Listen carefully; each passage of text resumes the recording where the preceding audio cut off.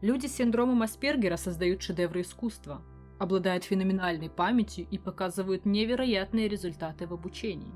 Но данный синдром – это одна из форм аутистического расстройства личности, или, проще говоря, аутизма. Стоит сказать, что про людей с синдромом Аспергера есть даже сериалы и фильмы. Одним из ярких примеров является сериал «Хороший доктор».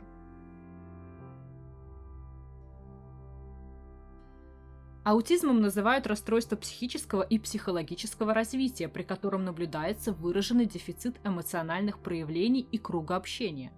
В переводе слово «аутизм» означает «ушедший в себя человек» или «человек внутри себя».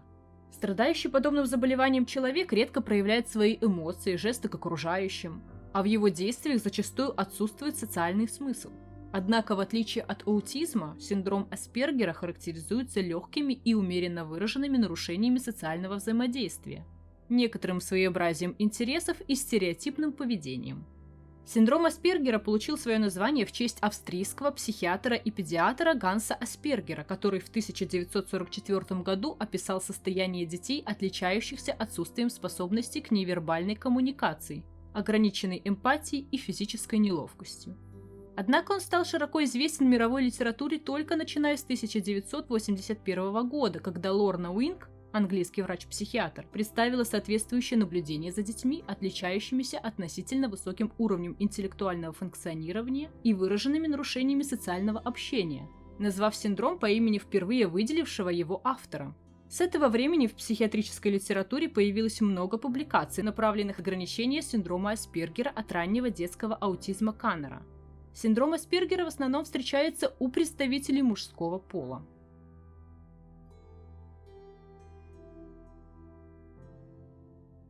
Причины синдрома Аспергера, так же как и раннего детского аутизма, остаются неясными. Наибольшее значение придается генетическим факторам, обуславливающим врожденный характер нарушений. Как и другие нарушения психического развития, синдром начинается в младенчестве или раннем детстве, характеризуется стабильным течением, без ремиссий и приводит к нарушениям тех функций, которые тесно связаны с биологическим взрослением центральной нервной системы. Но диагностируется этот синдром нередко только в школе, когда очевидной становится трудность во взаимоотношениях с другими детьми.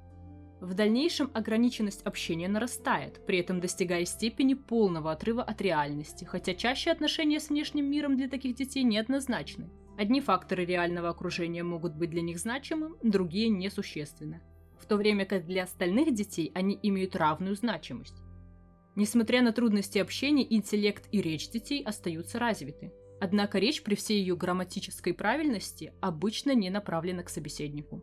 Из-за способности повторять однообразные движения и фокусироваться на каком-либо предмете, такие люди могут досконально изучить какой-то вопрос, выучить иностранные языки, освоить игру на музыкальных инструментах и прочее. Дети с синдромом Аспергера могут обладать необычно изощренным лексиконом, так что их называют маленькими профессорами, и в то же время испытывать трудности в понимании фигуральных выражений и проявляют склонность к буквальному пониманию.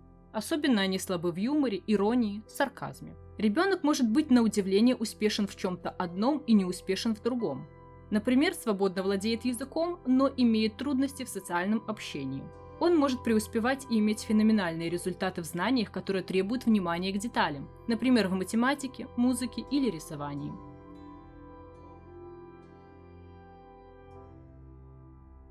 Предполагается, что среди известных людей прошлого расстройствами аутистического спектра страдали музыкант Вольфганг Амадей Моцарт и физик Альберт Эйнштейн.